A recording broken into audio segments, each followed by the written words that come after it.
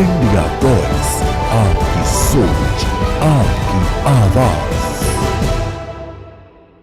नमस्कार, स्वागत है आप सभी का इंडिया वॉइस पर। मैं आपके साथ निकिता कश्यप। यूपी में विकास पर बवाल। जी हां, 1947 से 1960 तक देश की जीडीपी में उत्तर प्रदेश का योगदान 14% से ज्यादा था। लेकिन फिर ऐसा क्या हुआ कि एक समय में देश का अग्रणी राज्य अब बेमारू कहलाने लगा है?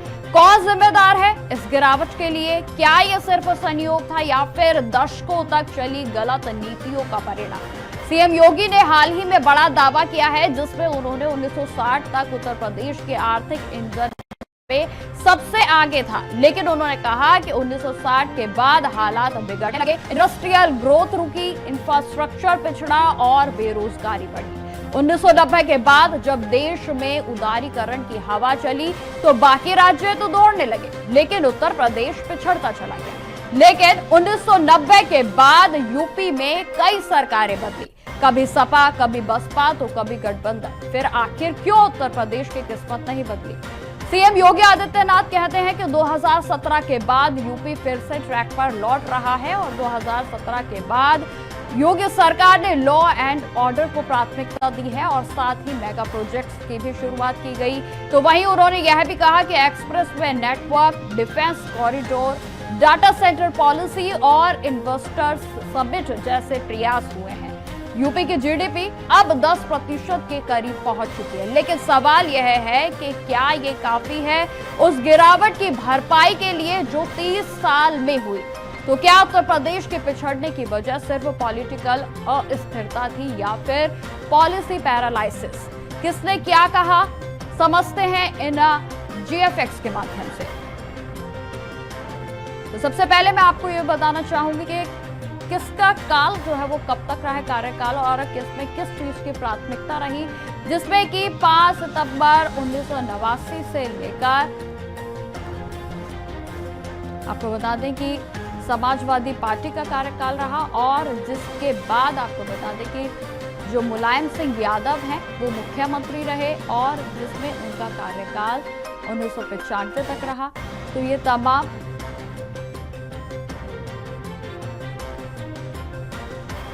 तो 5 सितंबर 1989 से 24 जून 1991 तक मुलायम सिंह यादव रहे। तो देखिए, उत्तर प्रदेश में जिस तरीके से लगातार कार्यकाल भी बदले, लेकिन इसमें यहाँ पर सवाल सबसे बड़ा जो निकल कर सामने आता है वो यह है कि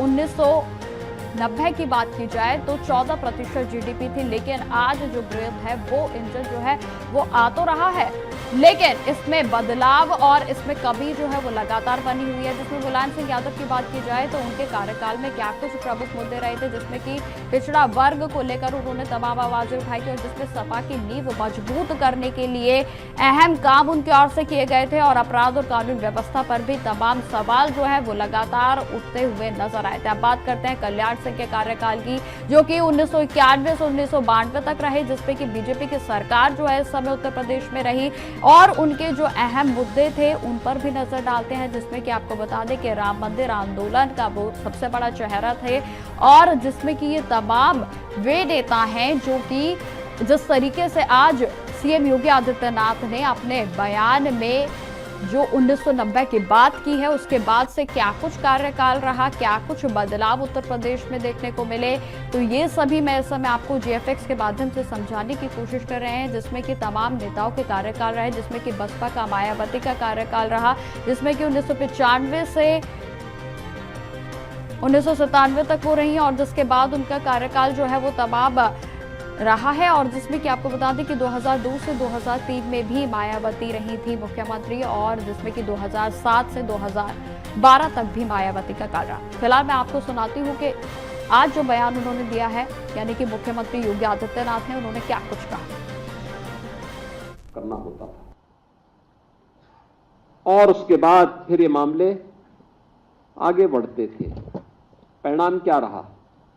उत्तर प्रदेश की नियति हो गई थी बीमारू राज्य बनने की। उत्तर प्रदेश को परमात्मा ने, प्रकृति ने बीमारू नहीं बनाया था। बेईमान राजनीतिक दलों ने उत्तर प्रदेश को बीमारू बनाया था। मानसिक रूप से बीमार लोगों ने उत्तर प्रदेश को बीमार बनाया था। ये उत्तर प्रदेश अपनी प्रकृति से और प्राकृतिक संसाधनों से दुनिया का सबसे समृद्ध प्रदेशों में से गिना जाता है, लेकिन यहां की बीमार मानसिकता की राजनीतिक दलों ने, सत्ताधारी दलों ने उत्तर प्रदेश को बीमारू राज्य की श्रेणी में ला करके खड़ा कर दिया। देखिए, आम जन से जाकर के, पढ़े लिखे जो छात्र नौजवान हैं, उनसे जाकर के पूछिए कि जब से भारतीय जनता पार्टी की सरकार आई है उनको कितना रोजगार मिला, आउटसोर्सिंग के नाम पर किस तरह से हमारे बच्चों का शोषण किया जा रहा है।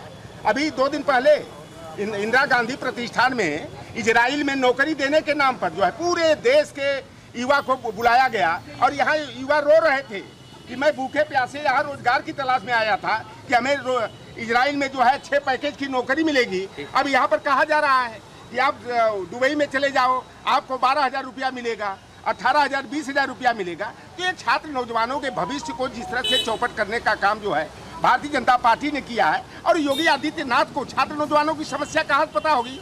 जिसके बाल बच्चे नहीं, जो घर परिवार नहीं बसाया, तो वह क्या जानेगा कि बाल बच्चों का और पढ़े लिखे छात्र नौजवानों का भविष्य क्या होता है। योगी आदित्यनाथ जी ने आज कहा है कि 1990 के बाद की सरकारों ने उत्तर प्रदेश को बीमारू राज्य बना दिया और तमाम आरोप लगाए हैं। योगी आदित्यनाथ जी, मुझे लगता है कि सुबह सुबह पता नहीं उनको क्या हो जाता है या किस दुनिया में चले जाते हैं। उन भूल गए कि उसके बाद राजनाथ सिंह जी मुख्यमंत्री बने, राम प्रकाश गुप्ता जी बने और भी भाजपा के मुख्यमंत्री बने।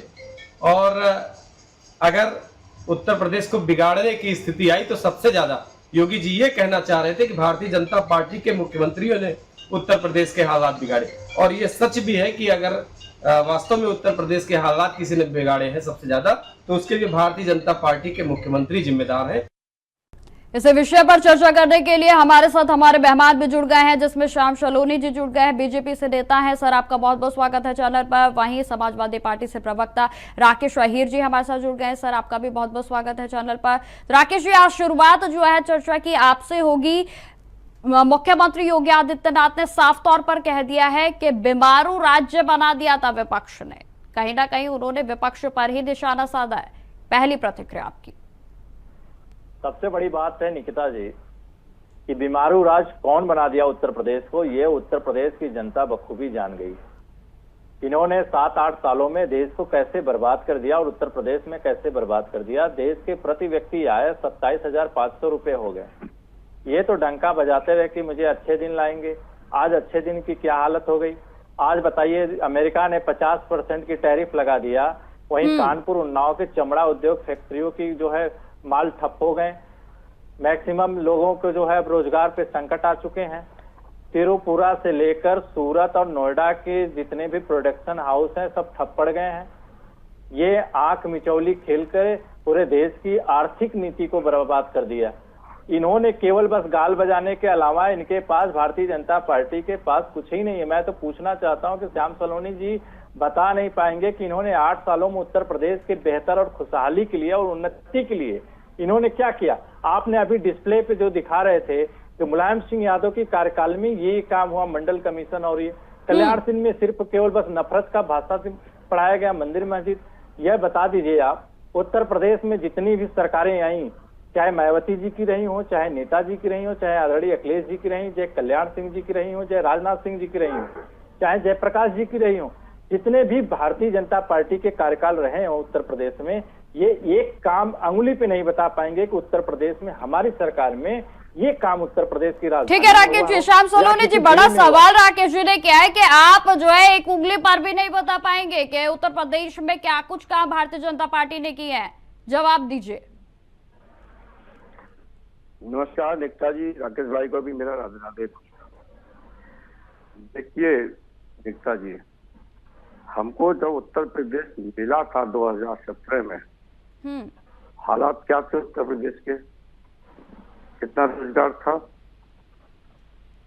और आज कितना रोजगार हमने दिया है, कितना उस समय जातिवाद और किस तरीके से एक ही धर्म के प्रति लगाव था, केवल उन्हीं के लिए कार्य हो रहे थे।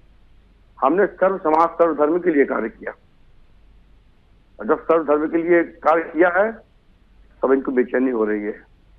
आपको मैं बता दूं, अभी 2017 से पहले उत्तर प्रदेश लगभग 80,000 करोड़ निर्यात करता था और 8 साल में उत्तर प्रदेश 2 लाख करोड़ से ऊपर है निर्यात में। ये किसके कार्यकाल में है? ये योगी जी के में नहीं है तो किसके में है? और ये प्रोग्रेस योगी जी ने नहीं किया तो किसके? आज कितने एयरपोर्ट हमने दिए हैं, कितने हमने उनको। लेकिन श्याम जी अगर विकास है तो फिर सवाल क्यों है? नहीं, सवाल हम क्या कर रहे हैं, सवाल तो विपक्ष कर रहा है, इसमें कोई दम नहीं है। सवाल तो पर सरकार पर ही उठ रहे हैं ना श्याम जी। हमने तो देखिए, हमने तो ओडीओपी हमने रखा है, 1 डिस्ट्रिक्ट 1 प्रोजेक्ट, और उसके अंतर्गत हमने ऐसा कोई जिला नहीं छोड़ा है जहाँ पर हमने विकास का कार्य नहीं किया हो, निर्यात नहीं किया हो।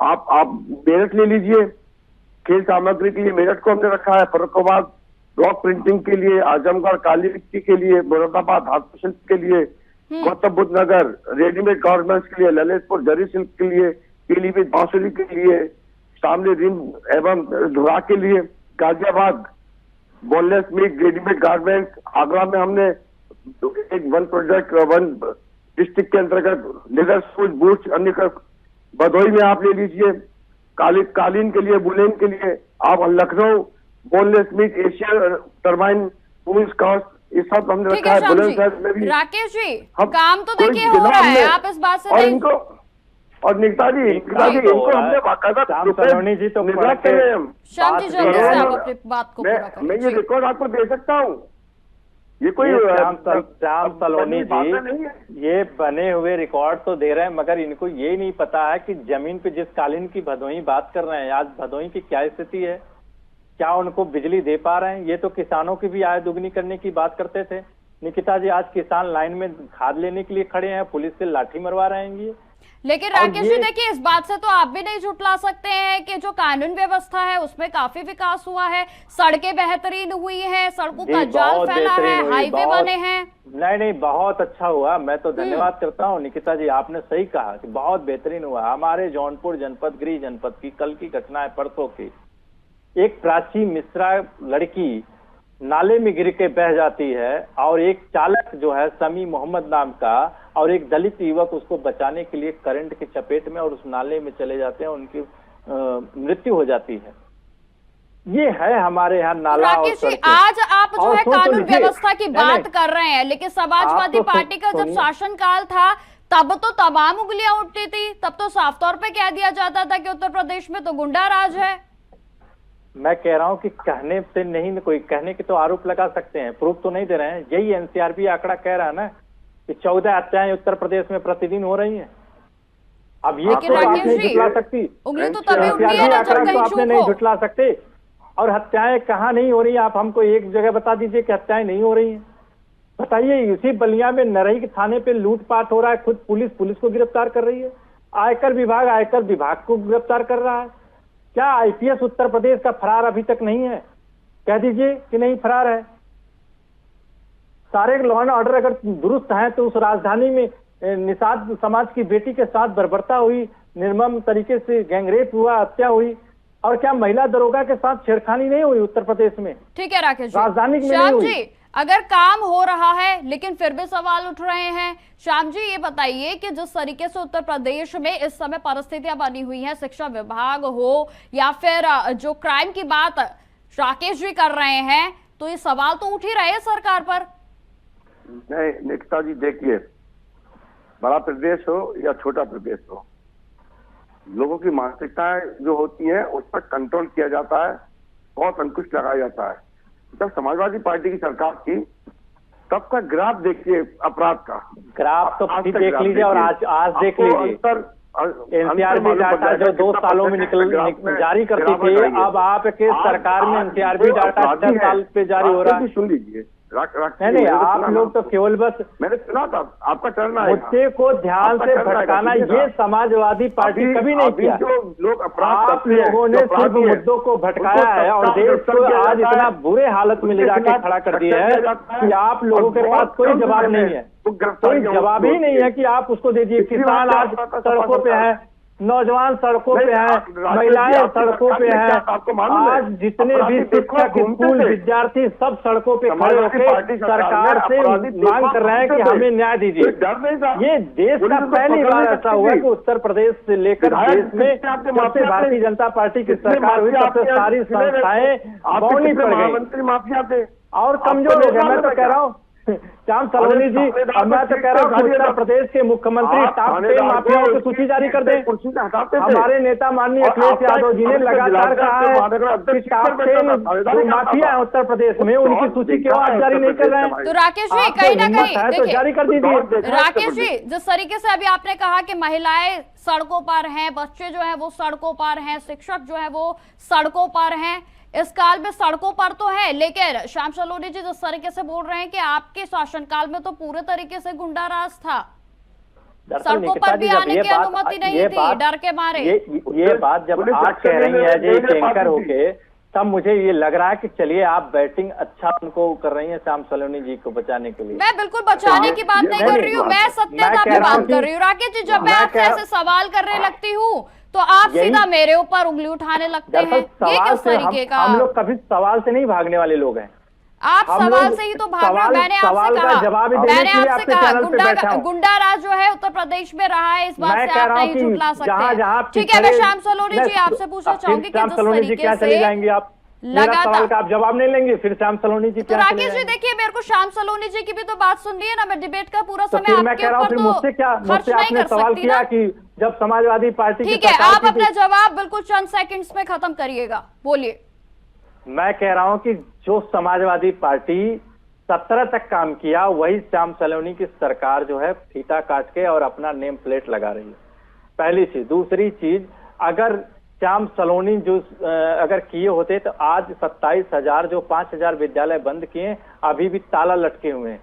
मैं तो चाहता हूं कि इंडिया वाइज के चैनल के पत्रकार और कैमरा वहां जाके उस ताला को भी दिखाएं कि क्या वो सड़कों पे बच्चे नहीं है, क्या सड़कों पे अध्यापक नहीं है।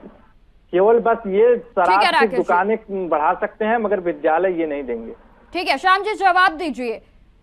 लगातार जो है शिक्षा विभाग पर उंगलियां उठ रही हैं उत्तर प्रदेश में। निकिता जी मैं बोलूंगा कि ये फिर बीच में बोलेंगे और कोई बात नहीं, कि सब सुनना बड़ा कठिन होता है, सब सुनना हर किसी के बस में नहीं होता है। देखिए ये सब झूठ है कि हमने विद्यालय बंद किए। अभी सदन मानसून सत्र शुरू होकर चुका है, मानसून सत्र में सब स्थितियां क्लियर की गई हैं, फिर भी ये लोग नहीं मानेंगे। ये गुमराह करना। मैं कह रहा हूँ कि आप जमीन पे विद्यालय पे ताला लगा है, मैं उसकी बात कर रहा हूँ। आप सदन में क्या कर रहे हैं हमको नहीं मतलब है। आपका ताला तो विद्यालय के गेट पे लगा हुआ है और विद्यालय के गेट पे ताला लगा है, तो आप कह दीजिए श्याम सलोनी जी। मैं तो कह रहा हूँ इंडिया वाइज के लोग आए, मैं ताला दिखा दूं। आपदा देखिए कि कौन झूठ बोल रहा है, कौन सच बोल रहा है। भैया ताला आज भी नहीं खुला है। भैया सुन लीजिए, ताला खोलेगा तब जवाब देंगे। ताला तो खुलवा दीजिए महाराज, आप तो कम से कम बैठे हैं, आप ताला खुलवा तो दीजिए। बच्चे कम से कम पिछड़े दलित गरीब किसान के बच्चे तो पढ़े, किसानों को तो कम से कम खाद तो दिला दीजिए। टारगेट किया नहीं, मैं कह रहा हूँ कि कौन ऐसा चैनल नहीं है उत्तर प्रदेश से लेकर नेशनल चैनल जिसपे किसान लाठी नहीं खा रहे हैं। कौन सा ऐसा जिला नहीं है जहाँ किसान खाद के लिए लंबी लाइनों में न खड़े हैं। किसान आत्महत्या कर रहा था, भूल गए क्या? ठीक है श्याम जी, जिस तरीके से आज मुख्यमंत्री योगी आदित्यनाथ ने बड़ा दावा किया है, तो क्या इस बीच 1990 के बाद क्या बीजेपी की सरकार नहीं रही? निकिता जी इस बीच भी तो बीजेपी की सरकार जो है तमाम बार आई है। तौर पर सरकार आई थी, लेकिन सरकार ने जो गिरी हुई जीडीपी थी, हालत खराब थी, उसको ठीक किया। छात्रों की स्थिति क्या थी, पढ़ाई का स्तर क्या था, आदरणीय कल्याण सिंह जी ने स्तर को सुधारा, आदरणीय राजनाथ सिंह जी ने स्तर को सुधारा, तो छात्रों के स्तर को सुधारा। हमने वोटों की राजनीति नहीं की थी, तमाम छात्र नाराज हुए थे, स्वकेंद्र प्रणाली आपने लगा दी थी, उत्तर प्रदेश पिछड़ रहा था, बाहर के प्रदेश के बच्चे छात्र आगे बढ़ रहे थे, हमारे बच्चे पिछड़ रहे थे क्योंकि आपने स्वकेंद्र नकल प्रणाली शुरू कर दी थी। अब नकल करते थे वो उनको मालूम नहीं था कि रियल क्या है लाइफ के लिए, कंपटीशन पूरे इंडिया लेवल पर होते थे। तो हमारा प्रदेश पिछड़ गया और उन्होंने उनको गुंडा बना दिया, सबके नौजवानों को गुंडागर्दी में धकेल दिया, लूट खसोट अपहरण में आगे बेचारे सब बच्चे। गलती बच्चों की नहीं थी, गलती सरकार की थी, सरकार ने स्वतंत्र प्रणाली को लिया। तो भागीदारी तो बीजेपी की भी थी फिर हमारी शाम जी, सरकार आई भागीदारी तो फिर यहाँ पर बीजेपी की भी रही। नहीं, हमारी सरकार ने स्वतंत्र प्रणाली को हटाया ना। हमने नकल अध्यादेश लेकर के आए, नकल नहीं होगी किसी कीमत पर। तमाम हमने एस्कॉर्ट को निलंबित किया। शासनकाल के बीच में बीजेपी के भी तो नेता रहे ना। श्याम जी ठीक है, राकेश जी मैं आपसे सवाल पूछना चाहूंगी। जिस तरीके से आपने कहा कि जो काम हमारे समाजवादी पार्टी के कार ने साइन किए हुए थे या फिर जो है उनके समय में किए हुए थे, उन्हीं कामों पर जो है बीजेपी ने मोहर लगा दी 2017 में। तो आखिर 2017 में आपकी सरकार क्यों नहीं आई फिर? यदि आपने इतना अच्छा काम करा, इतना बेहतरीन है, यदि आपने उत्तर प्रदेश में काम किया तो। साधुवाद, बहुत अच्छा सवाल किया आपने। आज भी मैं कह रहा हूँ 8 साल जितना टाइम श्याम सलोनी जी ने बोले, शायद मुझे भी उतना टाइम मिलेगा, आशा करता हूँ। बोलेंगे भी नहीं। आज आपको ही टाइम मिल रहा है राकेश जी, आज आपको ही टाइम मिल रहा है। श्याम जी को तो आप बोलने ही नहीं दे रहे। आशा कर रहा हूँ मैं। उत्तर प्रदेश में 17 तक जितने काम हुए निकिता जी, वो अंगुलियों पे हैं। चाहे आलमबाग बस स्टैंड देख लीजिए, चाहे जो समाजवादी का कार्य है, जो ऑक्सीजन लेने से व्यायाम करने तक जो है पार्केज ले लीजिए, पार्क जो लोहिया पार्क हो, जनेश्वर पार्क हो। यही तो मेरा सवाल है राकेश जी। देखिए, जनता को कोई परिवारवाद से तो मतलब है नहीं, जनता को तो विकास से मतलब है। तो आखिर 2017 में आप लोग क्यों नहीं आए? यही तो बड़ी बीमारी है सर, कि मैं अभी बात कर रहा हूँ तब तक आप परिवारवाद पे चली गई। परिवारवाद पर मैं चली नहीं गई हूँ, ये सत्यता है। आप बताइए मैंने झूठ बोला कुछ? आप बताइए मैंने झूठ बोला? नहीं, आप तो सिर्फ परिवार। अरे मुझे तो कम से कम कंप्लीट कर लेने दीजिए, जल्दी से कंप्लीट करिए सर। देखिए शाम जी से भी बातचीत करने दीजिए। आरबीआई का आंकड़ा आया है, पहले 17 तक प्रति व्यक्ति आय कर्ज जो है 90,000 था। आज प्रति व्यक्ति कर्ज 4,80,000 रुपया हो गया है। ये मेरा आंकड़ा नहीं है, ये आरबीआई का आंकड़ा है। तो ये अगर काम किए हैं, ये बेहतर इंफ्रास्ट्रक्चर पैदा किए हैं, बेहतर नौकरी पैदा किए हैं, तो रोजगार मेला की खबर अभी आपके डिस्प्ले पे चल रहा था, आप भी देखिए कि रोजगार मेला में क्या हुआ। और 26 परीक्षाएं उत्तर प्रदेश में लीक हो गई। आज भी एक वैकेंसी इन्होंने नहीं कंप्लीट कर पाया, एक लोगों को नौकरी नहीं दे पाया। ये सिर्फ इजराइल नौकरी देने का बात करते हैं कि इजराइल में नौकरी दे देंगे। हमारे लोग तो विदेश में नौकरी लेने आते हैं। पता नहीं इनके मुख्यमंत्री जी सुबह को क्या कहते हैं और शाम को क्या कहते हैं, वो सब भूल जाते हैं कि हम सुबह को क्या कहें और शाम को क्या कहें।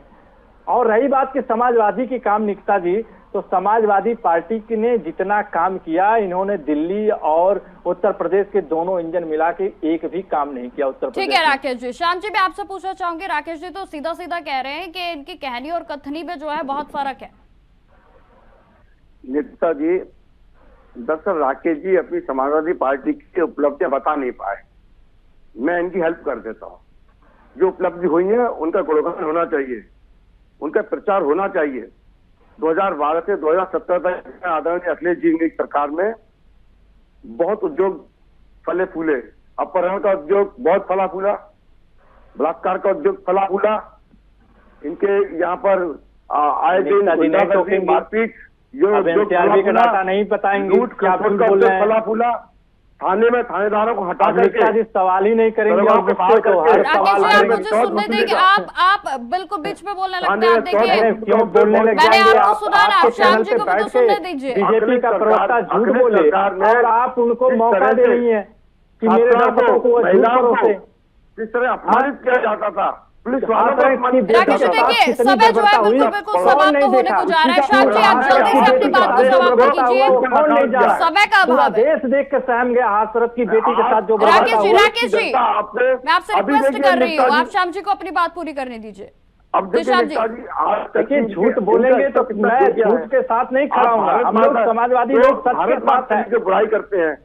इनको जनता ने मौका दिया, ये 8 काम नहीं बता पाएंगे। देखिए आप ऐसे करेंगे तो मुझे वॉल्यूम डाउन करवाना पड़ेगा, समय का अभाव है। मैं कह रहा हूँ वॉल्यूम तो वैसे भी विपक्ष के लोगों को मीडिया नहीं सुनने देती, झूठ बोलने के लिए ऐसे प्रवक्ताओं को बैठा के। राकेश जी देखिए मैंने आपको पूरी चर्चा में आपको पूरा समय मिला है, लेकिन आप श्याम जी को बोलने ही नहीं दे रहे। नहीं दिया।